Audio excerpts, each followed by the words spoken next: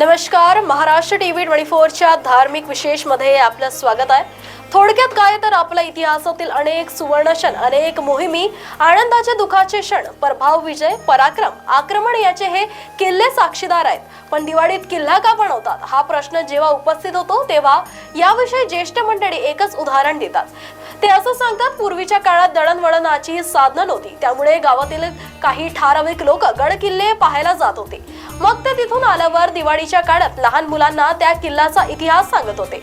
त्या किल्ल्याची बांधकाम शैली, त्यावर असणारे बुरुज, त्याची माहिती गोष्टीच्या रूपात सांगायचे। मग त्यानुसार मुलं किल्ल्याची प्रतिकृती साकारत होते। किल्ला तयार केल्यामुळे मुलांना गड किल्ल्याचा इतिहास तर कळतच होता। किल्ला हे शौर्याचं, ध्येयाचं प्रतीक मानलं जातं। दिवाळीत किल्ला बांधला की सकारात्मकतेचं बीज मनामध्ये रुजवण्याचं काम होतं। शिवाय दिवाळीच्या सुट्टीत एक विरंगुळाही मिळत असते।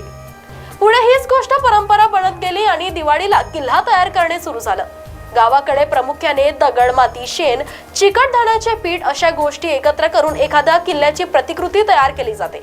हा किल्ला तयार करताना गल्लीत मुलांवर वेगवेगळ्या कामाची जबाबदारी सोपली जाते।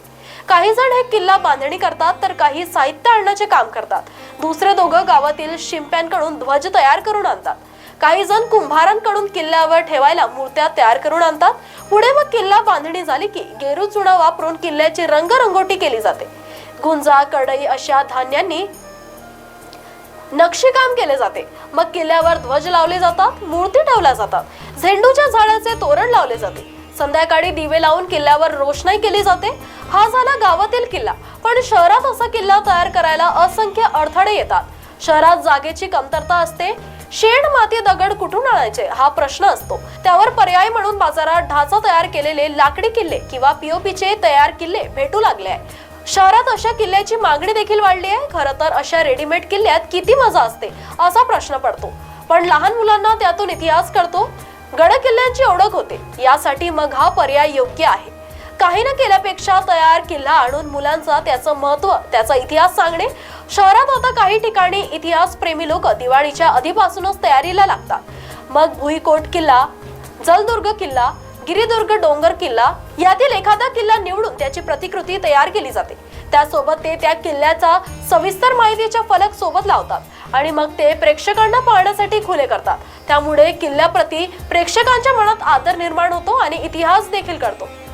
किल्ला तयार केल्यामुळे मुलांच्या कल्पना शक्तीला चालना मिळते। टाकाऊ वस्तूचा वापर योग्य पद्धतीने करून मुले किल्ल्यावर सुबकता आणण्यासाठी प्रयत्न करतात। सगळ्यात महत्त्वाचं म्हणजे मुले जेव्हा किल्ला तयार करतात तेव्हा त्यांना त्या किल्ल्याची ऐतिहासिक, भौगोलिक आणि बांधकाम शास्त्रांची ओळख होते। तर ही होती किल्ल्याबद्दल आजची माहिती। महाराष्ट्र टीव्ही 24च्या धार्मिक विशेष मध्ये सध्या इतकंच। बघत रहा महाराष्ट्र टीव्ही 24।